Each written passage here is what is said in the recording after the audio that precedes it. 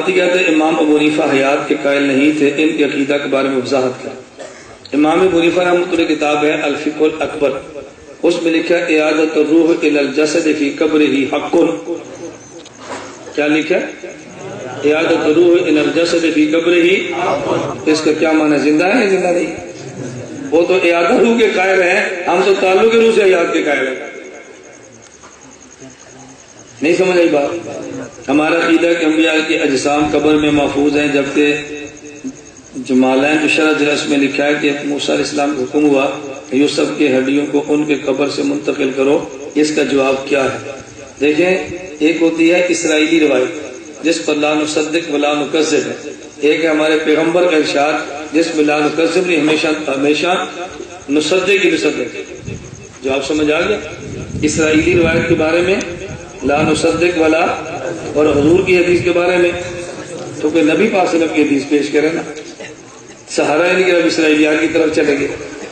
شیخ غلام اللہ خان مرحوم نے عقیدہ معاصر رجوع کر لیا تھا، حضرت مولانا غلام اللہ خان رحمۃ اللہ علیہ نے عقیدہ حیات النبی صلی اللہ علیہ وسلم پر دستخط فرمائے تھے اور آخر دم تک اس پر محفوظ رہے تھے۔ اس پر آپ دیکھیں مولانا تعالیٰ بندیالی کی کتاب ہے مسلک شیخ القرآن، اس میں ثابت کیا کہ عقیدہ حیات النبی چھوڑ دیا تھا۔ اس کے جواب میں کتاب آئی ہے مولانا عبد المعبود صاحب، یہ کہاں کے ہیں؟ راول پنڈی، یہاں کے ہیں، اور انہوں نے کتاب لکھی عقیدہ شیخ القرآن، اس میں لکھا نہیں شیخ نے رجوع نہیں کیا تھا، شیخ عقیدہ حیات النبی پر آخر دم تک قائم رہا۔ اچھا ایک آپ ذرا بات بتاؤ، ہم کہتے ہیں شیخ رحمۃ اللہ علیہ نے جو دستخط کیے تھے وہی عقیدہ تھا، یہ توحید ہے یا منافقت ہے؟ بولو نا، جو اندر ہے وہ باہر ہے، جو باہر ہے وہی اندر ہے۔ یہ کہتا نہیں عقیدہ یہ نہیں تھا، پیسے دستخط کیے تھے حالات کنٹرول کرنے کے لیے، تو یہ کیا ہے؟ ہم شیخ کی توحید بیان کرتے ہیں، تم شیخ کی منافقت بیان کرتے ہو، تو شیخ سے محبت ہمیں یا تمہیں ہے؟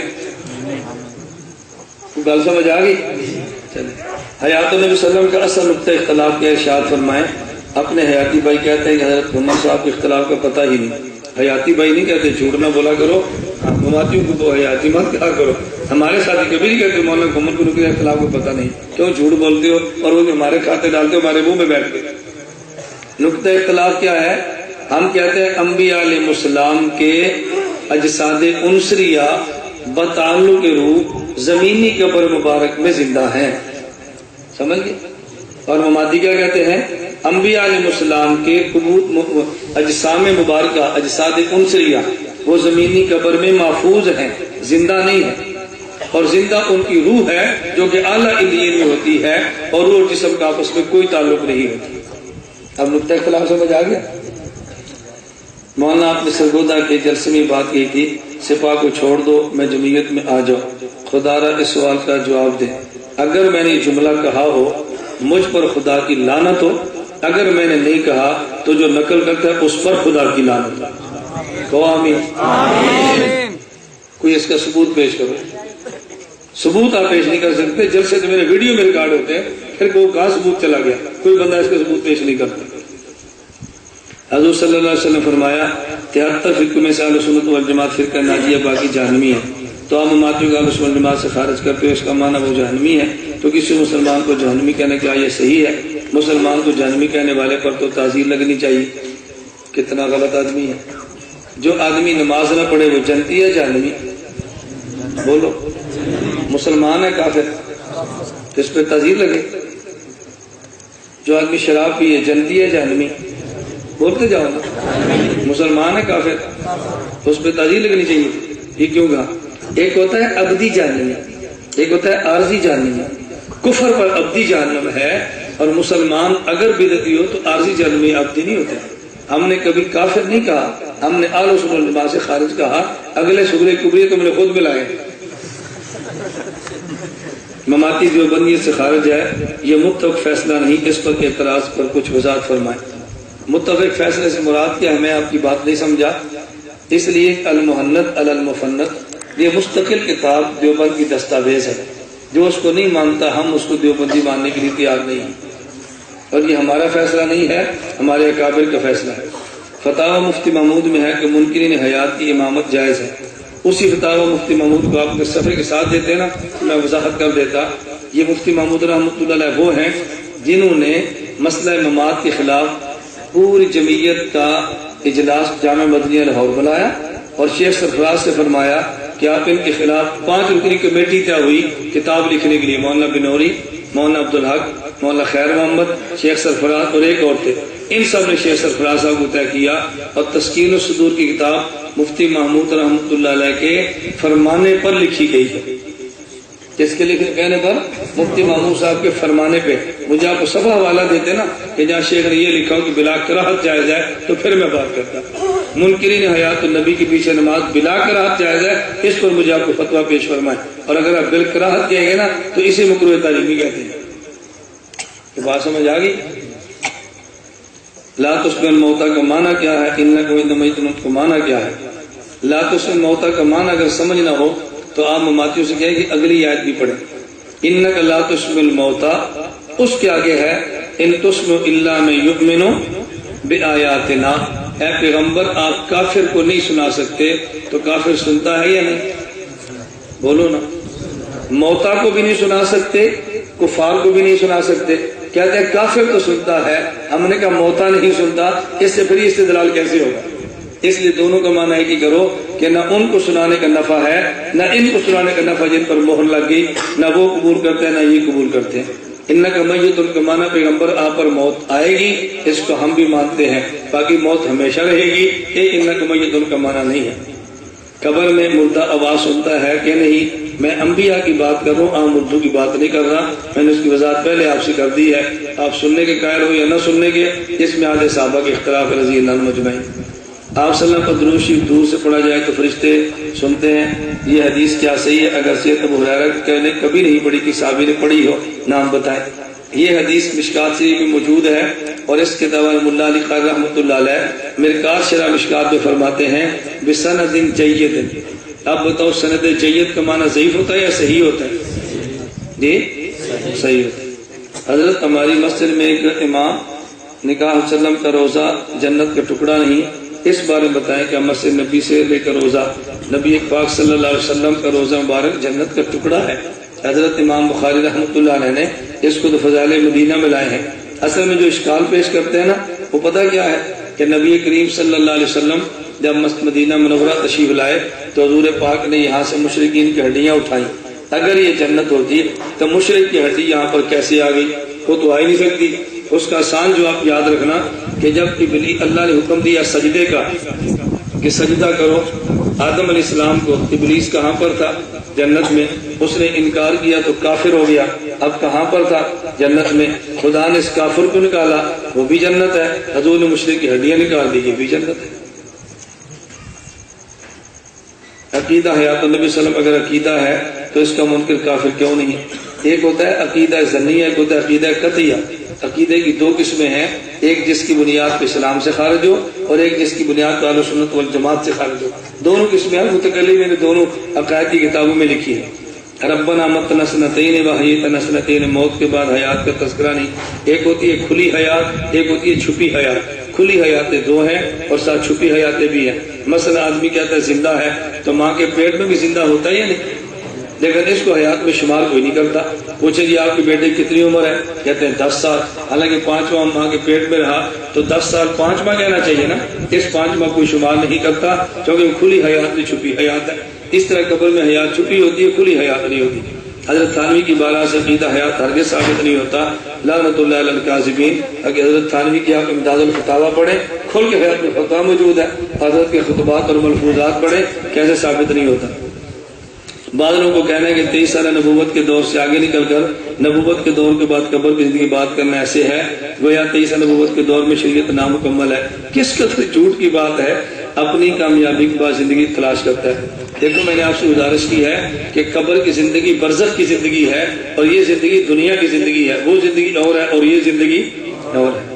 جماعت المسلمین کسے کہتے ہیں؟ تقلید شرک ہے۔ صحابہ کرام کے بارے میں غیر مقلد جماعت المسلمین والے کہتے ہیں تقلید شرک ہے، اور خود تقلید ڈاکٹر مسعود کی خود بھی کرتے ہیں۔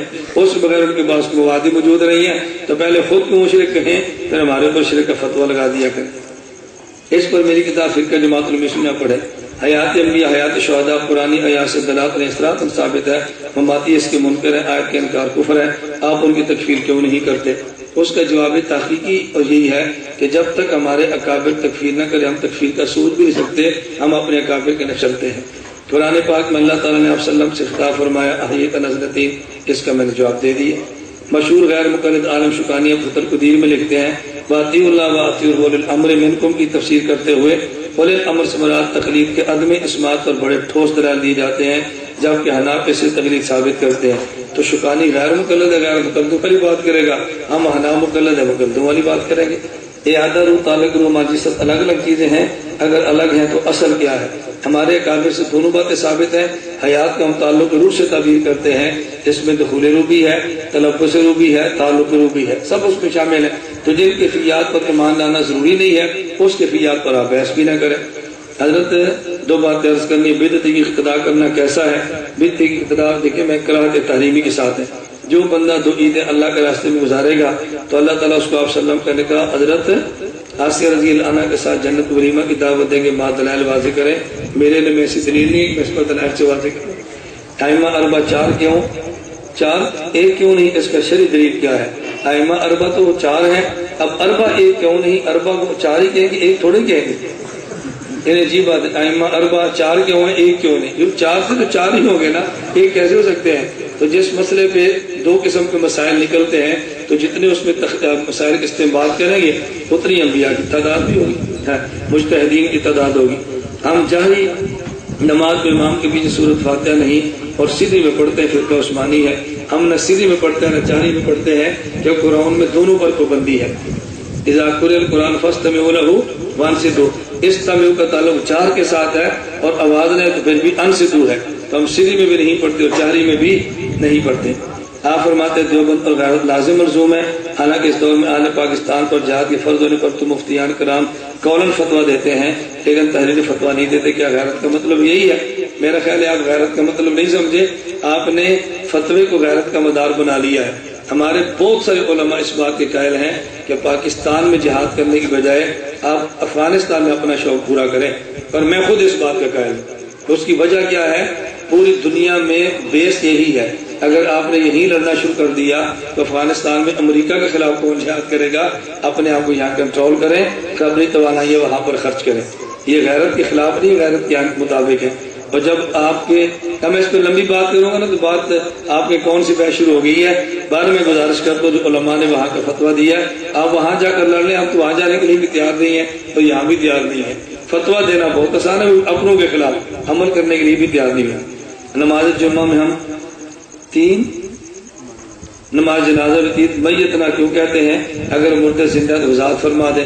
یہ دلیل پتہ کیا دیتے ہیں؟ کہتے ہیں قرآن کریم میں ہے اللہم اغفر لحینا، یا جنازے میں اللہم اغفر لحینا و میتنا، کہتے ہیں اگر یہ زندہ ہے تو پھر یوں کہو اللہم اغفر لحینا و حینا۔ یہ دلیل دیتے ہیں۔ اس کا جواب سنو، ان سے پوچھو بھی اگر تمہارے ابا جی کا جنازہ ہو تو پھر کہا کرو ذکرنا و ذکرنا، کون سا رہا؟ کیونکہ آگے ماں تو نہیں ہے نا، باپ پڑا ہوا ہے۔ کہتے ہیں نہیں، باپ کا جنازہ ساتھ ماں کو بھی شامل کر لیا۔ تو میں نے کہا میت کا جنازہ ہم نے حی کو بھی شامل کر لیا، اگر شہید ہو تو حیت کا جنازہ میت کو بھی شامل کر دیا۔ یہ کوئی مشکل بات تو نہیں۔ آپ نے شیخ کے خلاف بیان کیا تو وضاحت فرما دیں لعنت اللہ علی الکاذبین، یہ مماتیت کا پروپیگنڈا ہے۔ میرا ایک بھی بیان حضرت مولانا غلام اللہ خان کے خلاف نہیں، ایک بیان، کوئی بیان ان کے خلاف میرا نہیں ہے۔ یہ صرف مماتی جھوٹ بولتے ہیں اور ثبوت پیش نہیں کرتے۔ اچھا کیا کہتے ہیں؟ کہتے ہیں حضرت شیخ قرآن کو ماسٹر کہتا تھا۔ میں نے کہا کیوں جھوٹ بولتے؟ حقیقت کیا تھی؟ میں نے صرف یہ کہا کہ رئیس المناظر حجت اللہ فی الارض مولانا محمد امین قان رحمۃ اللہ علیہ بہت بڑے عالم بھی تھے اور اسکول میں ٹیچر بھی تھے، ٹھیک ہے۔ مولانا غلام اللہ خان رحمۃ اللہ علیہ عالم بھی تھے اور یہ پنڈی ہائی اسکول میں ٹیچر بھی تھے۔ اگر اس بنیاد پہ مولانا گاڑوی کو ماسٹر کہتے ہو، اگر کل کو مولانا غلام اللہ خان کو ماسٹر کہہ دیا تو میں تکلیف ہوگی نا؟ جب یہ تکلیف ہے تو گاڑوی کو ماسٹر کو ہمیں بھی تکلیف ہوتی ہے۔ اتنی سی بات میں نے کی، کہتے تھے وہ تو ہی کر دی۔ آپ سوانح شیخ القرآن پڑھ لیں، حضرت جب یہاں پنڈی میں تشریف لائے تھے تو گورنمنٹ ہائی اسکول میں بطور ٹیچر تشریف لائے تھے اور اس کے بعد تعلیم القرآن ادارہ بھی بنا دیا۔ تو ہم نے یہ تو نہیں کہا کہ ان کو اسکول ماسٹر کو، میری بات سمجھ آ گئی؟ تو میں نے کہا مولانا کاڑوی ماسٹر بھی تھے، بہت بڑے مناظر بھی تھے، مولانا غلام اللہ خان صاحب عالم بھی تھے اور ساتھ اسکول ماسٹر بھی تھے، لیکن ہم نے ایسی بات کبھی نہیں کہی کہ جس سے توہین کا پہلو نکلتا ہو۔ آپ بلا وجہ اپنی طرف سے غلط نقل کرتے ہیں، جو میں نے آج وضاحت کی ہے نا، آپ دیکھنا کل پھر میسج چلے گا کہ شیخ کی توہین کر کے چلا گیا ہے، اور سارا بنتا کوئی نہیں ہے میرے خلاف تقریر کرنے کے لیے، تو جھوٹے باندھے جھوٹے میسج لیتے رہیں گے۔ ہم نے سنا کہ آپ کا تعلق ایجنسیوں سے، آپ اس کی وضاحت فرماتے ہیں۔ میں لاہور جامعہ مدنیہ گیا تو وہاں ایک عالم تھے مولانا محمد عارف صاحب، تب وہ جامعہ مدنیہ چھوڑ کے چریوٹ چلے گئے ہیں، ناظم تعلیمات تھے۔ میں ان کو ملنے کے لیے گیا تو مجھے فرمانے لگے، ایک بندہ میرے پاس آیا اور اس نے کہا جی مولانا الیاس گمن ایجنسی کے آدمی ہیں، میں نے اپنی آنکھوں سے ان کو اسلام آباد ISA کے دفتر سے پیسے لے کر نکلتے دیکھا ہے۔ مولانا عارف صاحب فرمانے لگے کہ چلو وہ تو پیسے لے کر نکل رہے تھے، تو وہاں کیا کر رہا؟ اس کا کوئی جواب نہیں تھا، اس کو یہ نہیں پتا میں اتنا بڑا جو جھوٹ بول رہا ہوں تو میرے اوپر بھی کوئی الزام تو لگے گا نا، کہتا چلو وہ تو لے، تو وہاں کیا کر رہا تھا؟ اس کا کوئی جواب نہیں تھا۔ اب دیکھو کہ جھوٹ بولنے کی بھی تو انتہا ہوتی ہے نا، اللہ ہم سب کی حفاظت فرمائے۔ ایک مماتی عالم نے روزنامہ اسلام پہ کالم لکھا تھا اور اس میں لکھا جی اب پاکستان میں ایک بہت جوشیلے بھڑکیلے خطیب ہیں الیاس گمن جو ایجنسیوں کے ایجنٹ ہے، یہ سب نے شائع کیا، اور اس کے اگلے ہفتے روزنامہ اسلام نے معذرت کی کہ ہم اس پر معذرت کرتے ہیں، ہمارے اکابر کے خلاف نازیبا جملے لکھے گئے اور آئندہ اس کالم کے بند ہونے کا اعلان کرتے ہیں، اس کا کوئی بھی تذکرہ نہیں کرتا۔ معذرت بھی کی، اور اس کالم کے عزیز الرحمان عظیمی معاتی مولوی تھا، اس کا کالم مستقل روزنامہ اسلام میں بند ہو گیا۔ میں نے کہا بیٹا ہمارے خلاف لکھنے کی تمہیں دنیا میں سزا مل گئی نا، اس اخبار تمہارا کالم بھی بند کر دیا۔ یہ مماتی کوئی بھی نقل نہیں کرتا، جو پہلے اس نے لکھا اس کو شائع کریں گے اور جو روزنامہ اسلام کی رسول دفن کر دیں گے۔ اس کو بددیانتی کہتے ہیں، دیانت کہتے ہیں۔ مولانا منظور مینگل صاحب حیاتی ہیں یا مماتی؟ مولانا مینگل صاحب جامعہ فروقیہ کے استاد ہیں، آپ ان سے رابطہ کر کے خود پوچھ رہے مولانا زندہ ہے، میں اپنے عیدی کی وضاحت کروں گا، مولانا اپنے کریں گے، ان کا مجھ سے نہ پوچھیں، مولانا سے آپ پوچھیں کہ آپ کون ہیں، جو وہ فرما دے گا ان پر اعتماد کریں۔ حنیف قریشی نے اپنی کتاب آزاد کون میں لکھا ہے، مولانا آزاد نے غلام محمد قادیانی کا جنازہ پڑھا تھا، کیا یہ بات صحیح ہے؟ اگر وہ کہتا بھی رہے تو مولانا آزاد کو تو ہم نے کبھی یہ نہیں کہا کسی حضرت شیخ الارول اجے مولانا مدنی والی ہے، ان کے ماننے والے ان کا دفاع کریں گے، اپنے قابل کا دفاع ہم کریں گے۔ آپ کے روزہ مبارک وسلم پر درود پڑھ لیا جائے تو خود سنتے ہیں، اگر کوئی گنگا شخص درود پڑھتا ہے تو آپ کیسے سنتے ہیں؟ اب کوئی بندہ پوچھے جی قرآن پڑھے تو نماز ہوتی ہے، کوئی گنگا نماز پڑھے تو کیسی ہوتی ہے؟ یہ صرف درود پاک کا اعتراض ہے، یہ گنگے پر بھی ہے۔ اگر گنگے کا نکاح کسی لڑکی کے ساتھ ہو تو جی اجاب قبول تو ہاں سنتا ہو، کیسے ہوگا؟ سارے احکام پہ بات کرنے، صرف درود پاک سے تمہیں چڑ ہے، اللہ کے بندوں کچھ حیا اور شرم کرو، یہی اعتراض رہے گا نبوت کی درود و سلام پر کرنے کے لیے۔ جماعت المسلمین کہتے ہیں حنفی مسئلہ قرآن حدیث سے ثابت نہیں، وہ تو کہیں گے جب ہمارے مخالف ہے تو کیوں نہیں کہیں گے؟ آپ کو وہ سوال کریں جس کا میں نے جواب دینا ہے۔ حیات علماء کا مسئلہ اکابرین مختلف ہی تھا، اللہ تعالیٰ حفاظت فرمائے، اکابر علماء دیوبند میں اتفاقی مسئلہ تھا۔ اس پر میں اور دلیل پیش کرنے کی بجائے حضرت علامہ علی شیر حیدری رحمۃ اللہ علیہ کا قول پیش کرتا ہوں۔ مولانا حیدری رحمۃ اللہ علیہ نے نارووال تلونڈی بھنڈرا میں مماتیوں کا مدرسہ مولوی غلام نبی کٹاڑا نے مولانا حیدری رحمۃ اللہ علیہ کے بیان سے پہلے تمہیدی تقریر کی اور اس میں دو باتیں کہیں۔ نمبر ایک، بعض علماء حضور کی حیات کے قائل ہیں اور بعض حیات کے قائل نہیں، بعض حیات برزخی قائل ہیں، بعض دنیوی قائل ہیں، اس مسئلے پر علماء دیوبند میں اختلاف ہے۔ اور دوسری بات یہ کہ یہ ایک علمی مسئلہ ہے، اس کو عوام میں نہیں لانا چاہیے۔ علامہ حیدری رحمۃ اللہ امام اہل سنت تھے، علامہ حیدری نے جب بیان شروع کیا تو علامہ حیدری نے پہلے یہ بات فرمائی مولانا نے ناقص بات فرمائی اور تمہیں سمجھ نہیں آئی، میں بات پوری کہتا ہوں تاکہ تمہیں سمجھ آ جائے۔ فرمایا جو علماء حیات دنیوی کے قائل ہیں وہی برزخی کے قائل ہیں، جو برزخی قائل ہیں وہی دنیاوی کے قائل ہیں۔ دنیاوی کا معنی دنیا والا جسم ہے اور برزخ کا معنی برزخ میں زندہ، یہ دونوں الگ چیزیں نہیں، ایک ہی چیزیں ہیں۔ آگے مولانا فرمان لگے، میں چیلنج کے ساتھ کہتا ہوں علماء دیوبند میں کوئی ایک بھی عالم ایسا نہیں گزرا جو مسئلہ حیات النبی میں اختلاف کرتا ہو۔ پھر علامہ حیدر نے بڑا پیارا جواب دیا، فرمایا یہ بالکل ایسی ہے جیسے پوری امت کے اتفاق ہے حضور آخری نبی ہے اور مرزائی کہتے ہیں حضور آخری نبی نہیں ہے۔ اب کوئی بندہ کہے کہ امت میں اختلاف ہے کہ حضور آخری نبی ہے یا نہیں، علامہ حیدری فرمانے لگے جو کہتے ہیں حضور آخری نبی نہیں، یہ امت میں اختلاف نہیں، امت سے اختلاف ہے۔ اس طرح جو کہتے ہیں حضور قبر میں زندہ نہیں، یہ دیوبند میں اختلاف نہیں، دیوبند سے اختلاف۔ یہ علامہ حیدری رحمۃ اللہ علیہ کا جملہ ہے، اب توجہ فرمائیں اس میں۔ قاضی شمس الدین مماتی تھا، دارالعلوم دیوبند میں استاد رہے، اور خواجہ خان صاحب ان کے شاگرد رہے۔ یہ بہت بڑا جھوٹ ہے قاضی شمس الدین صاحب پر۔ ان کی کتاب ہے مسالک العلماء، آپ اس کتاب کو پڑھیں۔ قائصر الانبیاء احیاء فی قبور یصلون فرماتے ہیں لا شک فی، لا شک فی۔ وہ حیات کے قائل تھے، تمہیں کس نے کہا دی ممات کے قائل؟ اصل میں دھوکہ ایسے دیتے ہیں کہ وہ چونکہ اشاعت کے بانیوں میں سے تھے تو کہتے ہیں چونکہ یہ مماتی کی جماعت ہے وہ بھی ماتی ہوں گے۔ ایسی بات نہیں تھی۔ جب اشاعت و توحید بنی تو بہت سارے اکابر اس کے بنانے میں شامل تھے بریلویت کے خلاف کام کی وجہ سے، اور جب انہیں مسئلہ حیات چھیڑا ان اکابر نے اپنا ہاتھ کھینچ لیا تھا۔ بعض علماء جواب دیتا ہے کہ ہماری نماز مماتیوں کے پیچھے ہو جاتی ہے، آپ کی نہیں ہوتی تو نہ ہو۔ چلو کہتے ہیں ہماری ہو جاتی، آپ کی نہیں ہوتی تو نہ ہو۔ یہ تو عجیب بات ہے۔ اب اس پر آدمی سوائے لطیفے کا ہنس سکتا ہے اور تو کچھ نہیں کہہ سکتا۔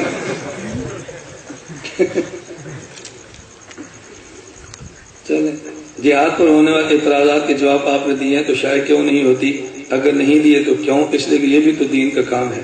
آپ علم میں کتاب چھپ چکی ہے اور مارکیٹ میں موجود ہے، بہت بڑی تعداد میں لوگوں سے استفادہ بھی کر رہے ہیں۔ ہم میسج SMS بہت جلد ڈیلیٹ بھی کر دیتے ہیں من جانب طلبہ اتحاد اہل سنت۔ اس کا میں کیا جواب دوں؟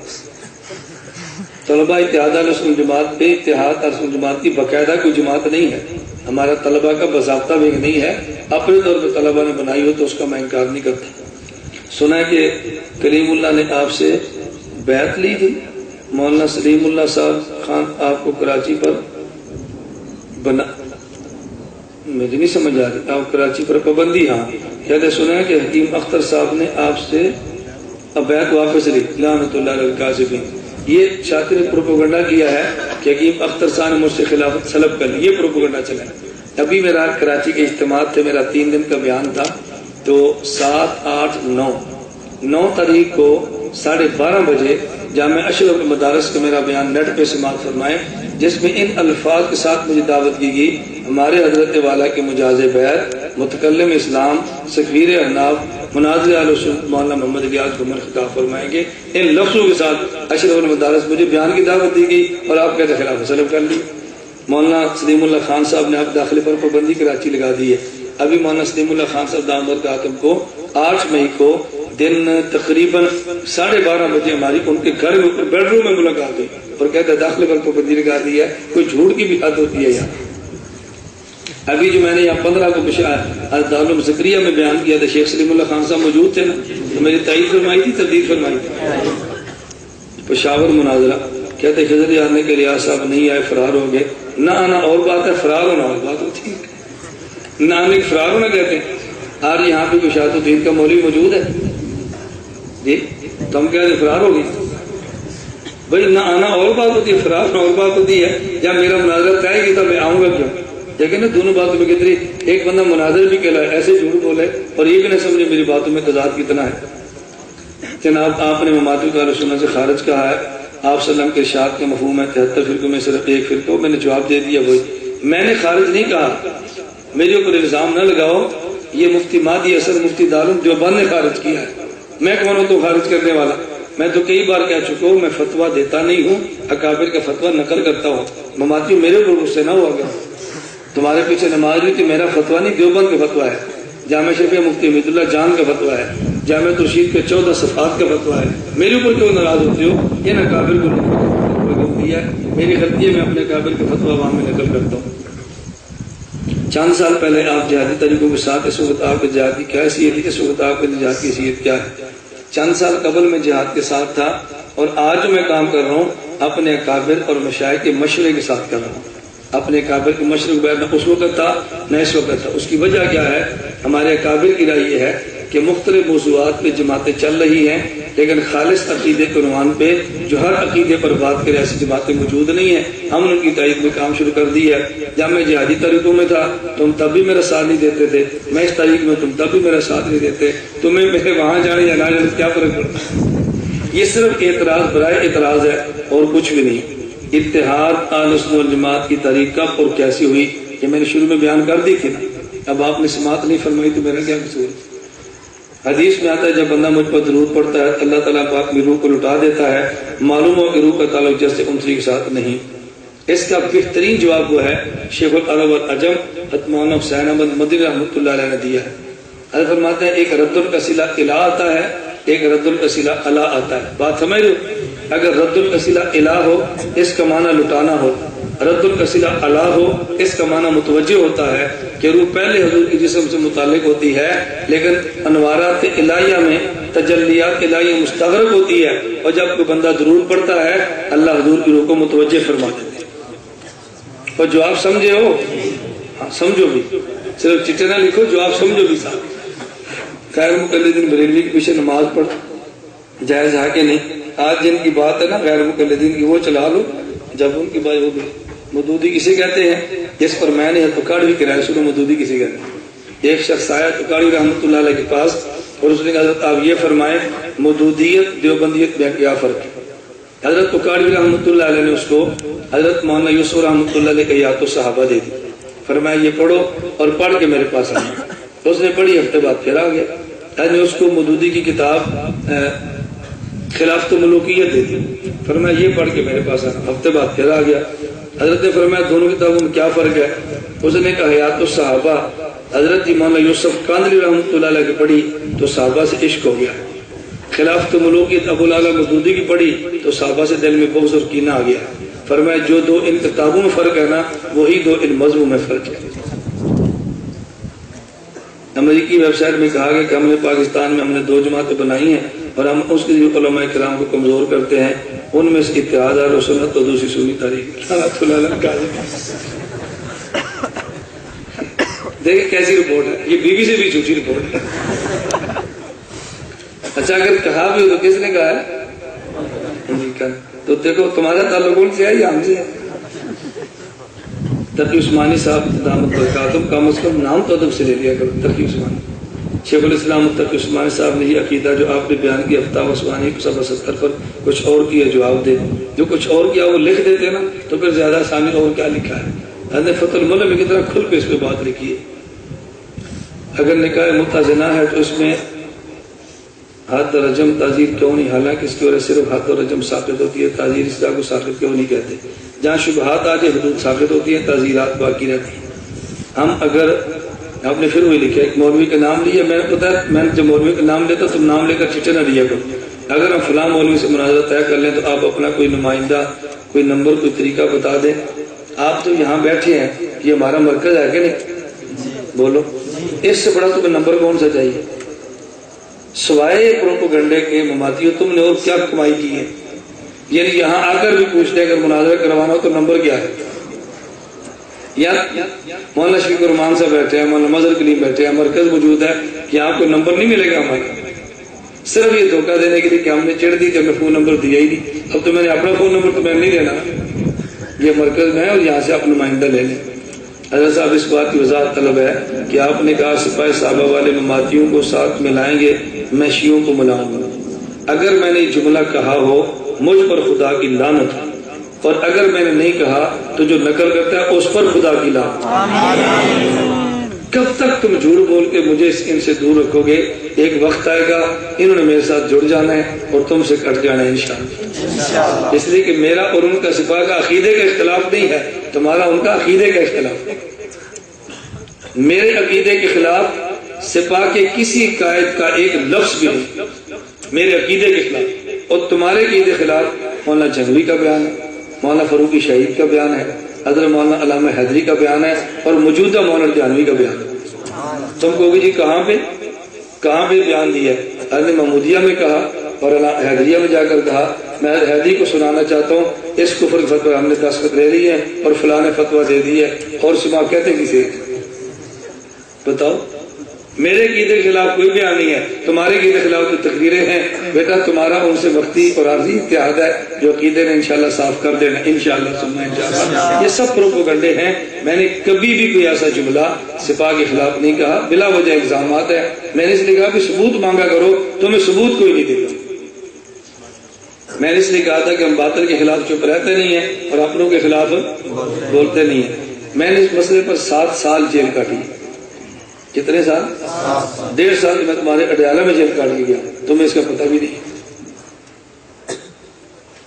ایک کاس کو بندہ اتنی جیل کاٹے, اس کاس کے خلاف بھلا کرتا ہے. تمہاری اس پر تو قربانی نہیں ہے جس پر تم ہمیں گالیاں دیتے ہو, لیکن میں اپنی قربانیاں سنا کے ہم اپنی قربانی کو ضائع نہیں کرتے. اللہ ہم سب کو علم نافع, عمل صالح, رزق واسع عطا فرمائے. وآخر دعوانا ان الحمدللہ رب العالمین. الحمدللہ رب العالمین والصلاۃ والسلام علی رسولہ وعلی آلہ اصحابہ اجمعین. اے مولا کریم ہم سب کے گناہوں کو معاف فرما دے, خطاؤں سے درگزر فرما دے, جائز حاجات کو پورا فرما دے, مشکلات کو دور فرما دے, عافیت کے ساتھ دین کی خدمت کے لیے قبول فرما لے. اے میرے مولا کریم جو بیمار ہیں ان کو صحت کاملہ عطا فرما دے. اے اللہ دین کی خدمات عافیت کے ساتھ کرنے کی توفیق عطا فرما دے. مولا کریم علماء حق کی حفاظت فرما, دینی تحریکات کو کامیابی عطا فرما. جو جیلوں میں اسیر ہیں اللہ تو ان کی رہائی کے جائز اسباب پیدا فرما دے. اے میرے مولا کریم ہمارے علماء جو دنیا سے جا رہے ہیں, خصوصاً جن کو شہید کیا جا رہا ہے, حضرت مولانا شیخ کوئی صاحب دامت رحمہ اللہ اور دیگر ہمارے علماء, اللہ تو ان کے درجات بلند فرما, ان کی شہادتوں کو قبول فرما. اللہ ان کے سکون کی برکت سے اس ملک میں اللہ تو اسلام کا نظام نافذ فرما دے. اے میرے مولا کریم جتنے طلباء دور دراز سے تشریف لائے ہیں ان تمام کا آنا قبول فرما. اللہ ان تمام کا آنا قبول فرما.